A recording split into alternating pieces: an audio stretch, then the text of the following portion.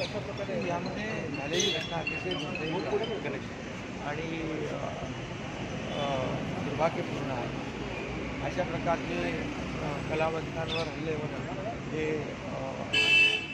अतिशय चुकीचं आहे. परंतु त्या ठिकाणी ज्याने हे केलेलं आहे त्याला अटक झालेली आहे आणि प्राथमिकदृष्ट्या चोरीच्या दृष्टीने चोरी करण्याच्या दृष्टिकोनातून ही घटना घडल्याचं प्राथमिक माहिती आहे.